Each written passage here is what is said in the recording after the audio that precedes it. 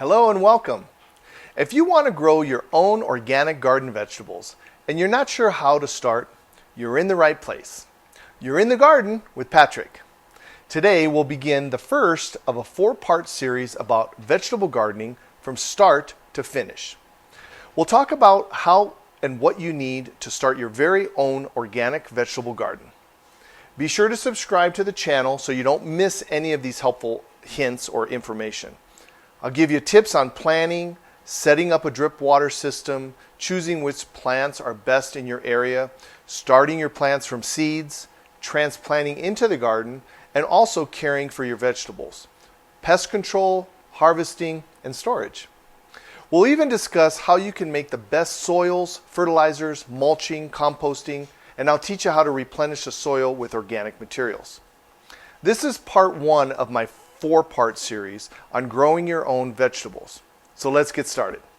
Today we're going to discuss the basics, what you should know before planting, and which vegetables to choose for your area. So we have a lot to cover today. The first and probably one of the most important things is to note what zone that you're going to be growing in.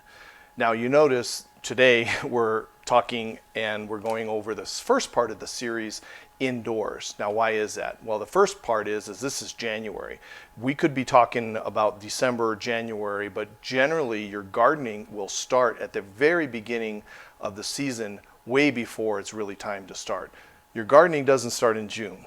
So there's a lot of prep that you have to do. It's not hard, but things that you want to consider. So the first thing is what zone are you in? So the zone that you're in is decided on what area that the plants will thrive in. So you don't want to plant something if you're in a colder climate that is not going to be able to take those types of temperatures. I'll put a link in the description box below on how you can find your plant zone.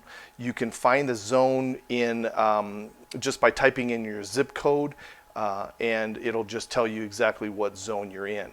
I'm here in El Paso and our zone is 8A, and it'll give you just different ideas. If you want to Google the different plants of what grows in certain zones, that also is helpful. Now there's a little cheat sheet also on your seed packets that you have here. On the back part of your seed packet, you'll notice that there are a picture of the United States, and if you're in a different country, then you will have to find that zone in a different way. But they'll tell you generally when you're going to start your plants. Now, some of these plants, again, we'll talk about this in detail here, but some of the plants you're going to direct sow, and direct sow means you're going to just take your seeds and you're going to plant them directly into the ground in your soil, outside, or maybe in a pot outside, outdoors, or it'll tell you you'll begin to plant your transplants at a certain time. Sometimes it'll say 6 to 8 weeks before your last frost. So you'll want to know what zone you're in. The second thing, as we're talking about this, will probably be when your last frost is or when your first frost is. So we're talking about spring gardening today and how to start your gardening beds. So you want to know when the last frost of the year is in your particular zone. Again, you can just Google that. It's very simple. I will put a link again below, but that's a very simple one. Just put last frost and then your city, and then it'll tell you. So then from there, when you're, and again, we'll talk about this more in detail when we're talking about seeds starting and transplants, etc. But what you want to look at is if, our March 15th is our time that the last frost average based on the averages, we're going to go 6 weeks. We're going to start our seeds 6 weeks before that, and we count backwards. So we kind of start with the end in mind, so if that makes sense. So the other thing that you want to consider is, are you going to be gardening in a raised bed or something outside in that similar fashion, or are you going to be container gardening? So essentially those are the two major ways of gardening. Again, we'll go into detail a little bit more on the different types of dig and no dig, but again, for our purposes today, we're just talking about whether you're going to use a raised bed or you're going to use a container. So if you have limited space, you can still have a raised bed, but you can also do container gardening. I have some friends that they live in an apartment, and all they just do is they have container garden or containers, and that's how they do their vegetable gardening. So there's all kinds of ways. Don't let the size or space dictate to you on how you're going to garden. Now, I would recommend, however, that you do start small. So if you have a lot of area where you're going to be able to garden, you don't want to make a big, huge garden, and then you're not going to be able to maintain that if this is your first time gardening. So keep those things in mind when you're gardening. It involves taking care of the plants. It's not putting a plant in and just letting it grow. You have to look for pests. And again, we're going to go over all of this in our garden series. So we're talking about the basics today. So if you subscribe to the channel, you'll make sure that you won't miss these the other parts of this series that we're going to talk about. Okay. So you want to, when you're doing a raised bed gardening, it's not like a traditional garden, and it's not as much maintenance, and it's much higher volume of vegetables that you're going to be able to get fruit from. So when you're doing whether it's a container garden or you're going to be doing a raised bed, you're going to look at your soil preparation. So you want to use good soil regardless of what you're going to be using. Some good potting soil if you're going to be doing container gardening, and you want to use really good organic materials in your raised bed gardening. Again, we'll go over that in detail down in the next series here. So now, one really cool thing is you want to figure out how much sun you have in those areas. Most garden plants will require 6 to 8 hours of sun. Now, there are some vegetables that, not very many that will tolerate a little bit less than that shade area, but again, you're looking at 6 to 8 hours of sun for your garden. Now, when you look at your backyard and you think, oh, well, right now it's pretty sunny in this one spot, you also have to consider and keep in mind that the sun changes over time. So as the summer comes in, the angle of the sun, different areas will change. So consider that, and I'm going to put a link below. That's a really cool site that I found. It's a sun calculator, and basically what it will do, it will calculate the amount of sun and where the sun angle is in right down to your house. And I did this in my backyard. Here's a picture if you can see this. It's really cool. So I'll put a description in the box below, but what you're going to do is you're just going to put in that area your address, and then it will give you an idea of where that sun. It's not going to tell you exactly 6 to 8 hours, but you can kind of tell where the sun is going to be during that time frame. So that's a really cool website that you can check out. So as we discussed, you want to know what your last frost date is in the spring, and then of course when you're doing your fall gardening or in the summer, you want to know when your first frost is. So as an example, again, I'll put a link in the description box below. You can find that out very simple by just going to Google. My zone is 8A, as I talked about, and our first frost is in November the 14th, and our last frost is March the 9th. Now, why is that important? Well, the first most important is you don't want to put in and take all this time for a plant to develop and get ready to grow, and then you have a freeze, and then the freeze kills your plant.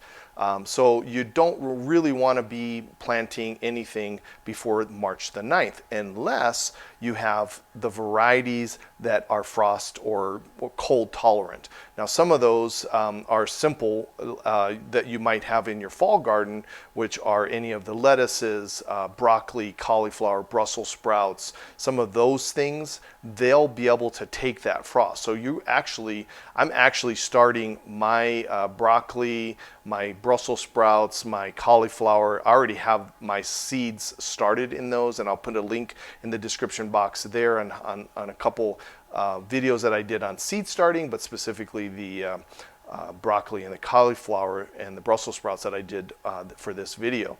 And so you want to know what that is, because again, that will also help with your zones and how long the growing season is or to harvest. So for example, some of these different vegetables that you're going to be planting might take 90 days to harvest some vegetables. So in that case, if you're going to be planting, say maybe in July, you're getting very close to your last or your first frost at the end of the year.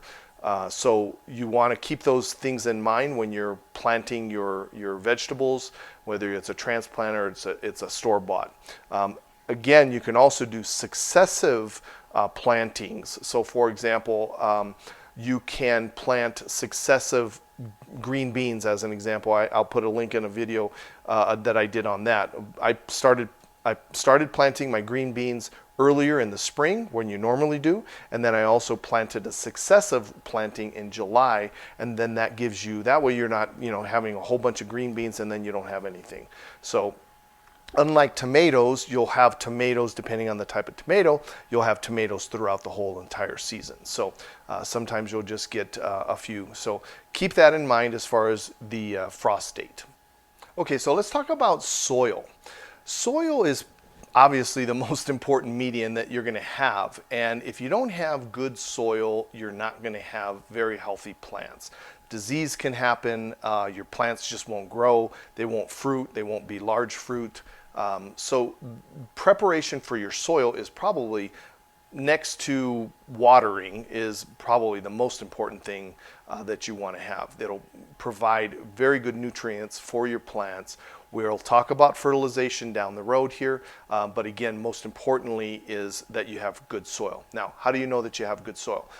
You can, I would recommend that you get a soil test. What I have found is that the best way to test your soil, your existing soil, is just to get a soil test from your local community extension. The cost is usually about $20 or $30. It will give you, though, a good base on what you are starting with in your garden. So try that first. I would do that. That'll give you your NPK levels, which is nitrogen, phosphorus, and potassium levels. Those are the main micronutrients that are important for the health of your plant. It'll also give you a pH of what your pH in your soil is. So if your pH is too high or too low, that can affect your plant life also. So get your soil tested. That's very important, and that'll get you started on the right foot. Now, let's say we're starting a bed from scratch. You're going to probably not have to worry about testing your soil. You're going to use some good compost. You're going to use good topsoil, garden soil. You're going to use all different kinds of amendments that we'll talk about here in a second. But the most important thing is that when you're starting from a raised bed, and from scratch, you're going to usually have really good soil for at least a year or so, probably more than that. If you're going to be container gardening, again, you're going to want to either purchase a really good potting soil, something that has a good reputation. When you look at the soil, you want to make sure that it's light and fluffy. You don't want to have a lot of pieces of dirt. Little pieces of wood in there. You'll see some of the cheaper versions of the potting soil, it'll have those. So you want to keep that in mind also. We'll talk more about NPK in our second video of this series when we discuss caring and growing of your plants. So when we're talking about the soil composition, I recommend just keeping it as simple as possible. We use here at my garden compost, and I use about 30% of that to add into my garden soil. So that would be one of the most important things. And again, I'll put a link below regarding the homemade compost. You can make your own compost. You can purchase some out of bags.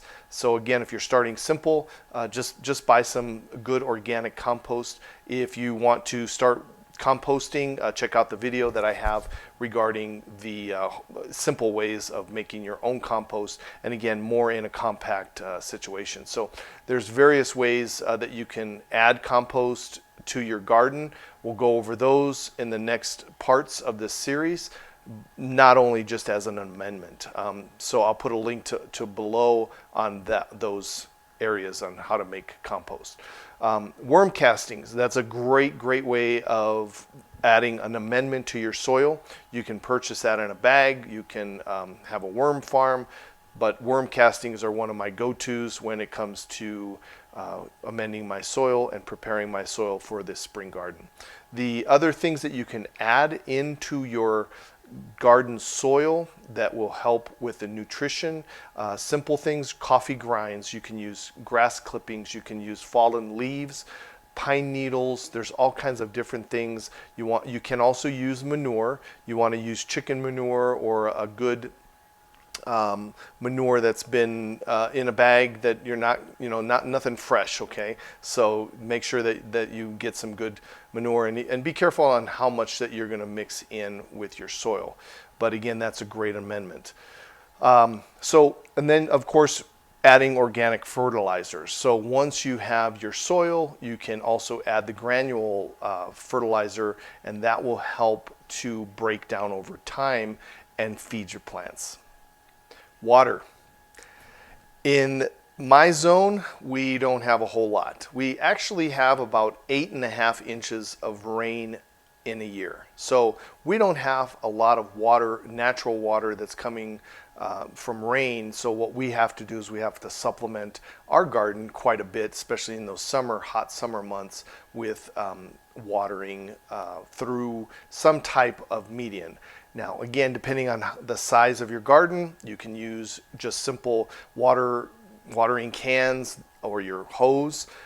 That's a little sketchy because when you're doing that, you may get busy, you may forget, and your plants could start to wilt, and that puts stress on them, and then that's where diseases come in.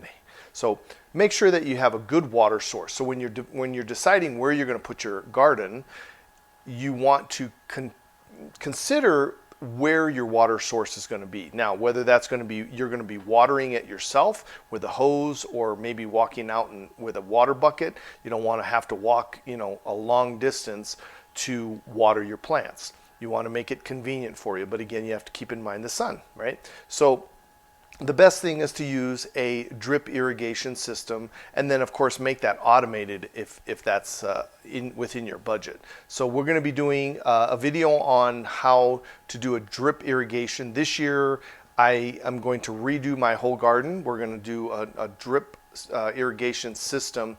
I already have one in, but it's about 9 or 10 years old. Some of the tubing is starting to wear away. The little bubblers are starting to not work properly, so it's time to upgrade. So I'll do a video on how we're going to be doing that. So be sure to check that one out too. So, but again, consider when you're doing your watering, maybe different zones. So instead of having the whole garden being watered at once, maybe you have half of the garden and then half of the garden, not only for the water pressure depending on where you're at, but you can also have the water on, like say you're going to do fall gardening, you're only going to do half of your garden for the fall vegetables that you're going to do. So that might, instead of wasting water and doing the whole entire garden, you're only going to do one little zone. So just things to consider when you're doing and setting up your garden. So let's talk about seed starting versus purchasing a plant at a local nursery or big box store. There's a lot of advantages to both. Again, if you're just starting out and this is your first time gardening, you might consider maybe doing both. Maybe doing 1 or 2 plants, starting from seeds, see how you do, see if that works for you. If not, again, purchasing the plants at your local nursery or big box store is usually probably the easiest and best way to do that. Now, here's what things have been changing over time. I've been looking at the prices at the different local nurseries and Lowe's and Home Depot, and the amount that you're paying for a vegetable plant has skyrocketed. So, we could we're looking at sometimes $5 to $6 to just buy one tomato plant. And the tomato plant's about this big.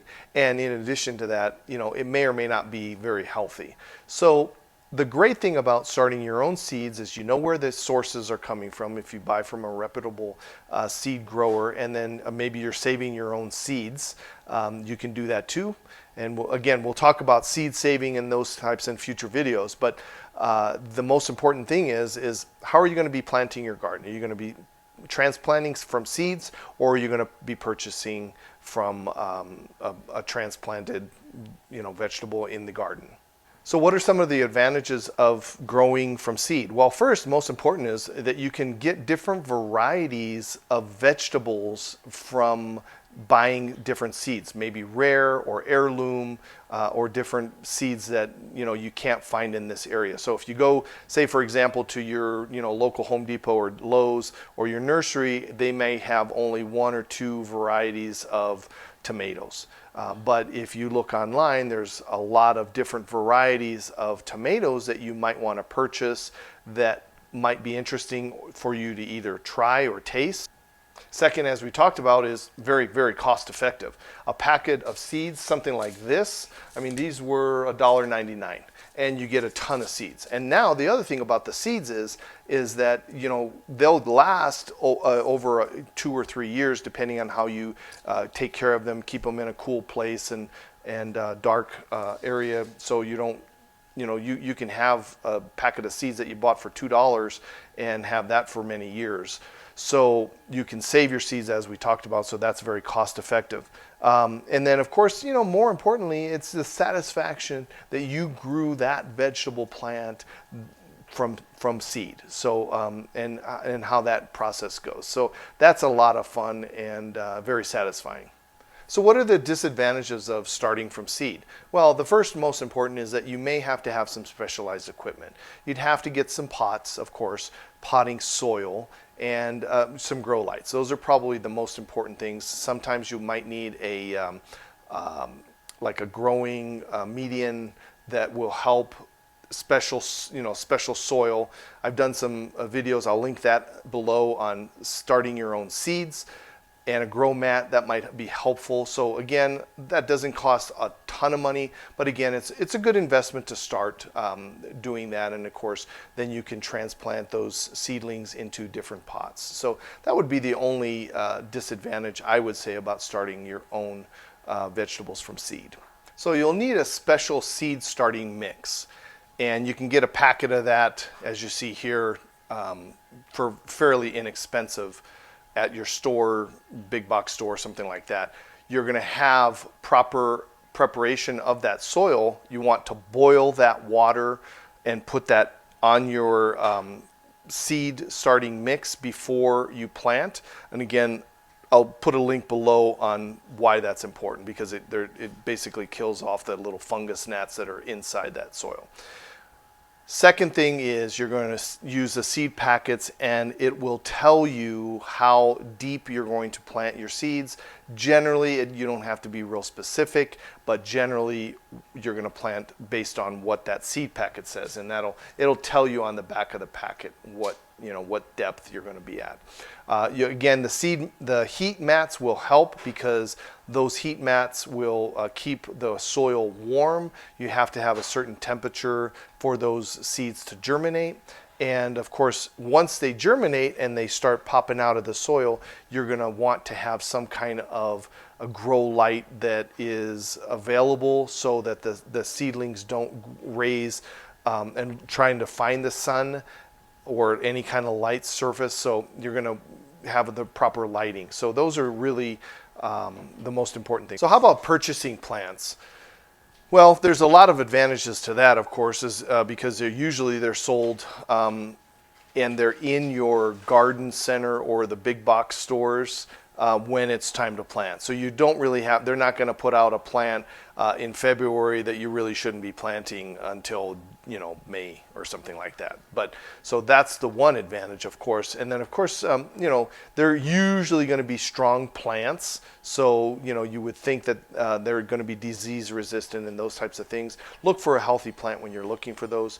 You're going to always, sometimes, you're going to get 2 plants in that pot. So again, I'll show you a couple examples of that in some videos that I did with my seed transplants and those kinds of things. Usually the plants will grow in your area, so they're not going to give you a seed or a transplant that doesn't grow in your particular zone or your area. So that's another advantage, of course. And then, again, it's real simple. You just take that plant it directly into your soil, whether it's a container or your raised bed, and you're done. So it's pretty simple. Now, the disadvantage of that, of course, is there's sometimes when you can't find certain varieties. Last year, I was looking for tomatillos. I couldn't find a tomatillo for nothing. They were all sold out, or they just didn't have that variety of tomato, and I did not do, very well with my tomatillo because I planted it too late. So, and then of course, as we talked about before, expensive. So a lot of the times these vegetables that you're buying in the big box stores or your local nursery are very expensive, $4, $5, $6 a plant. And, it can get quite pricey if you're, have even a small garden, you want to put in, say, 6 or 8 plants. At $5, $6 a plant, that's quite a bit of money. So whatever method that you're going to use, whether you're going to start your plants from seeds or you're going to buy a transplant, you're going to want to harden off that plant. Now, the hardening off process is when you slowly introduce the elements, if you will, to that plant. You don't want to take your tender seedling that you've nurtured in your house in the nice environment and then put it directly into the garden soil where the sun is beating on it and maybe the wind is blowing, and it just sets it up for a disaster. So you want to harden that off. So, and you can do that over a week's period, maybe 10-day period, over a 2-week period, depending on the type of variety that you're using. But again, at least some type of a hardening off period. So what you're going to do is you're going to kind of put it out on your patio, maybe in indirect sunlight for a day or two. Maybe you'll put it out in the direct sun for an hour or maybe 2 hours, pull it back into the shaded area of your patio for another 2 or 3 days. And you do that, and you're lengthening the amount of time that your transplant or your plants are outside in the elements and the direct sun. And then in about a week or so, then you can take that and plant it directly into your garden bed, whether it's a raised bed or something like that. But again, container plants are great because you can transplant them right away into the container, and then you can move them slowly back and forth into the sun. So that's another method that you would want to consider. So now that we have our plants, whether it's purchased from a store or your seedlings that have grown up, you're going to plant them into the median. So that could be in your raised bed or it could be in your container, as we talked about. If you're going to be planting the plants into the raised bed, then you're going to, again, first harden them off, but you want to choose the location that has the correct amount of sunlight. So I would really advise you to even draw out, again, I'll show you here how I drew out my plan for the garden and what I'm planting in each little area. And know what you're going to be planting and how large of space those plants need. So for example, I use the square foot gardening method. Just Google that, it's really simple. What it does, in a small space of 12 inches by 12 inches, it will give you the amount of vegetables that you can sow into that particular area. So for example, a pepper plant you can only put 1 pepper plant in that square foot zone. That also maximizes the amount of vegetables that you're able to grow in a smaller area. So as an example, you might plant spinach. Spinach you can put up to 9, I believe, 6 or 9 in a little square foot. Work on trellising. You can put things on poles. They can grow up poles. You can also use cages. Again, we'll go over more of that when we talk about the actual taking care of the plants in our second series. as we will with mulching, which is probably one of the most important things that you're going to do with your garden. And you want to make sure that you mulch your garden soil. That keeps the roots moist and allows the moisture to stay longer so that it doesn't evaporate, and then your plants will dry out and then subsequently die. So keep that in mind. Now, there are ways and some plants that prefer to be direct sown. Now, what direct sowing means is that you're going to take the seed, and instead of putting it in a seed pot and then growing and then transplanting that into your garden bed or your container, you're going to direct sow that seed. So you're going to take the seed, you're going to plant it directly into the soil, and that will grow specifically from there. So again, I'll put a list down in the description of some of my favorite direct sown vegetables, but again, a couple simple ones that really don't do well with transplanting for sure are any of your root vegetables, such as carrots or your celeries and those kinds of things, but also green beans. They don't do well at all being transplanted, so you want to kind of consider that. So if you learned something, leave me a comment below and tell me what you're going to be planting this year. And if you found some value in this video, please hit that like button and subscribe. Until next time, happy gardening.